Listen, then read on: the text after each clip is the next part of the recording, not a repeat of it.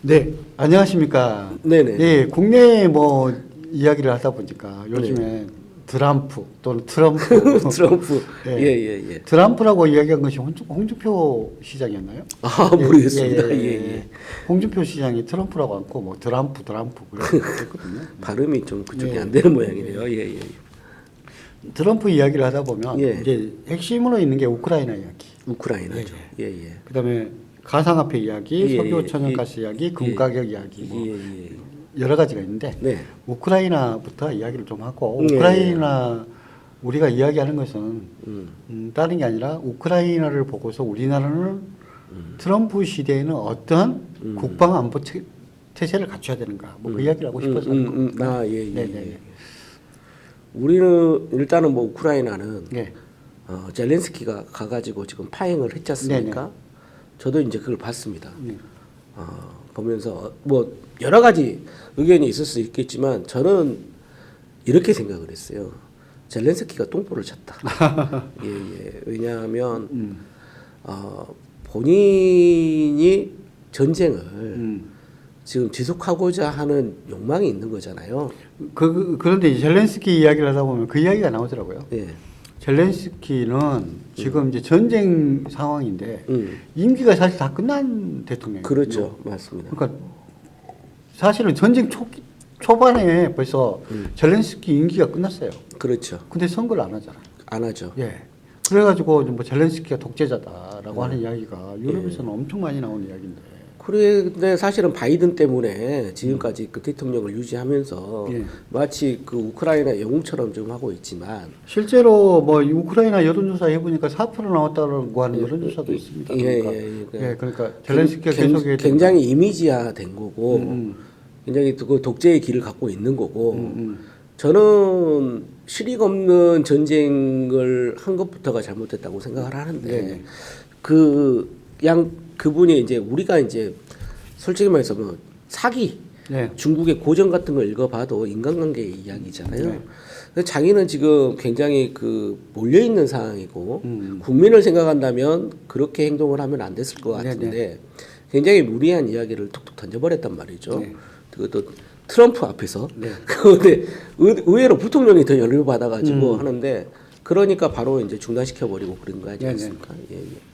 저는 그래서 젤렌스키가 굉장히 잘못된 생각을 가지고 있었고, 그러니까 자기의 국가를 생각하는 것보다 자기 욕망이 앞서버린 발언을 한 거다. 그래서 젤렌스키 4% 이야기 나온 것이 사실은 유럽에서 우크라이나 여론조사를 했어요. 네네네. 했었더니 젤렌스키를 갖다 다시 찍겠다는 사람이 4%밖에 안 된다. 그러니까요.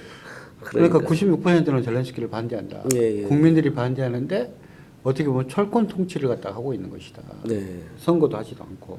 네. 우리가 요 독재자라고 했던 이승만도 예. 요식적이든 어쩌든 어떤 동원이든 관련 없이 6.25 때도 요 사실은 선거를 하지 않았습니까? 예, 했습니다. 예. 예. 그렇기 때문에 말 안 되는 독재자 히틀러하고 똑같은 짓을 하고 있는 것이다. 그렇습니다. 아마 젤렌스키는 내심 푸틴의 길을 가고 싶지 않았었을까?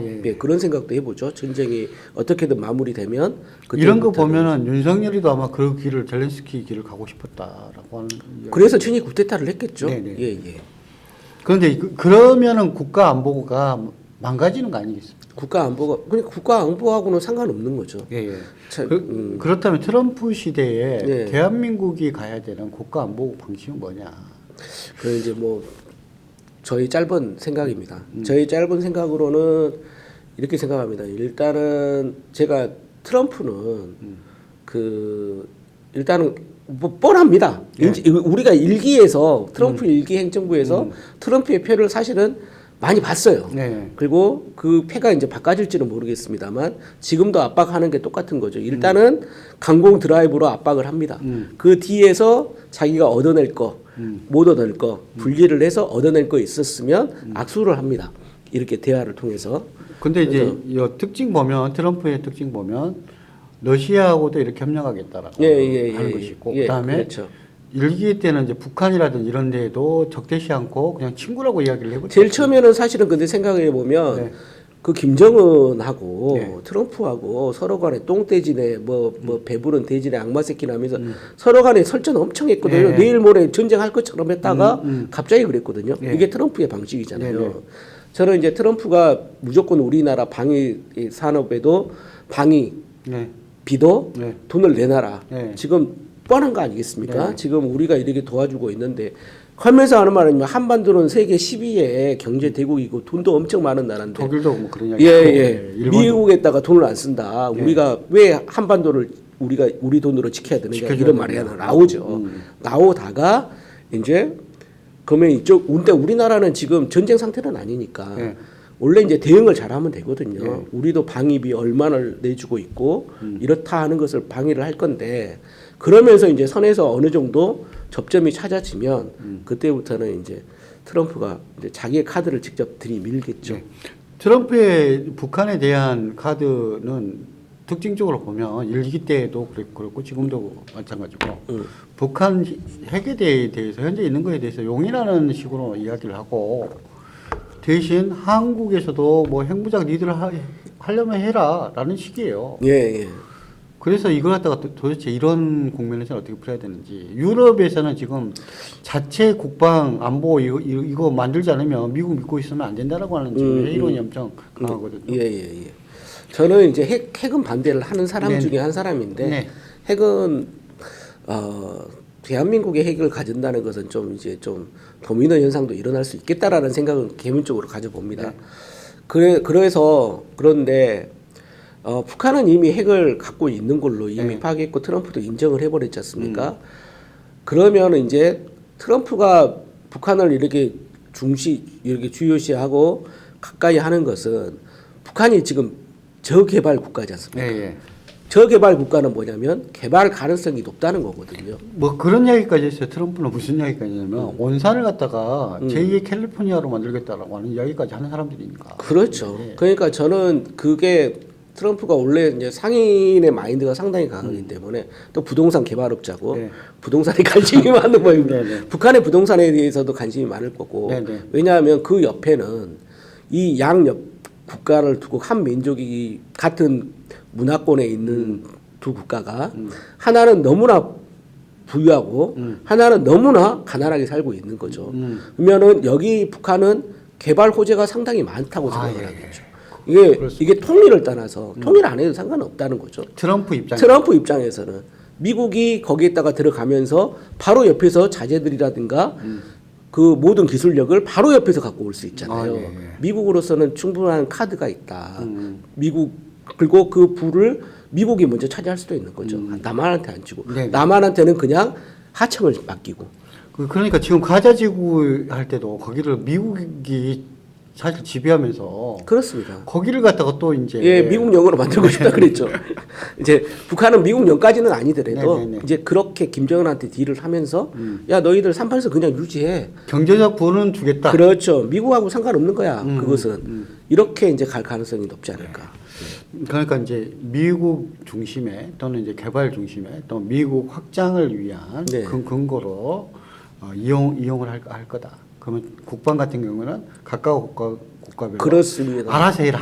왜냐하면 북한을 그렇게라도 잡아놓으면 북한 뒤에는 누가 있습니까? 러시아하고 중국이 있습니다. 네. 안중지대가 설치가 되는 거죠. 지금은 이 한반도가 반쯤은 알려져 있지만 여기 자체를 이제 안중지대로 다 써먹을 수 있다. 뭐 이런 것도 있겠죠. 근데 이제 그거 자체가 우리나라 대한민국이 좋은 거냐라고 하면은 좋은 점도 있고 나쁜 점도 있을 건데. 그것은 이제 해봐야 알겠는데 지금 뭐 선뜻 그걸 했다고 해서 좋냐 나쁘냐라고는 이게 주판화를 튀어봤자 뭐가 안 나오는 것 같아요. 왜 그러냐면 우리가 지금 계산서가 아무것도 없기 때문에. 아무것도 없기 때문에. 베이스가 없기 때문에. 그런데 그런 상태에서 망연자실하게 있다고 해가지고 해결될 문제는 아니다. 아니죠. 그러면 대한민국은 대한민국으로서 트럼프가 돈을 갖다 이렇게 해가지고 뭔가를 획득하기 위해 노력하는 상인이라고 한다면 대한민국도 대한민국 나름대로 상인 정신을 가지고서 맞습니다. 국방의 능력이라든지 이런 것도 좀 갖출 필요가 있다. 그렇습니다. 그리고 이제 대한민국으로서는 지금 평화 체제가 중요한 거지. 막 지금 뭐 전쟁하자 막 이러지 않습니까? 전쟁하면 북한이 불리합니까? 대한민국이 불리합니까? 아니, 그러니까 전쟁으로 보면 전쟁 과정을 보면 북한 정권이 무너질 가능성이 저는 굉장히 크다고 봐요. 아니 그러니까 네, 그런데 문제는 뭐냐면 걔들은 아까쯤에 말했잖아요. 거지입니다. 거지. 그렇죠. 거지라 잃을 것이 별로 없습니다. 제 말이 그 말입니다. 예, 그래서 대한민국 지금 이 체제에서 전쟁이 일어나면 대한민국도 거지 되는 겁니다. 네. 예, 예. 그걸 아셔야 됩니다. 대한민국이 완전한 거지는 안 되겠지만 그렇죠. 예, 예. 상당 기간 그 우리의 후손들이 또 다시 이렇게 회복하기 위해서 노력을 엄청 해야겠죠. 고통을 받고 받죠. 사실 국부를 갖다가 또 이제 지원해주는 국가들한테 뺏기고 우크라이나 받지 않습니까? 또 국력도 떨어져 버리고 네네. 그러면 지금 같이 이제 선진국 하에서 자란 이 세대들이 그걸 정신적으로 감당할 수 있을까? 저는 못한다. 예. 저희는 트럼프 시대 우려점도 있지만 우리가 잘하면 또 자주국방이나 이런 쪽으로는 조금은 플러스되는 부분들이 있고 예. 그다음에 국제 정세를 갖다 보는 시야도 방식도 조금은 바뀌어야 된다. 적은 어디까지 선을 이렇게 가르는 스타일이 아니잖아요. 현대의 실리적인 외교를 가장 잘 보여주는 게 저는 트럼프라고 생각하고요. 예. 적과 아군이 없어요. 네.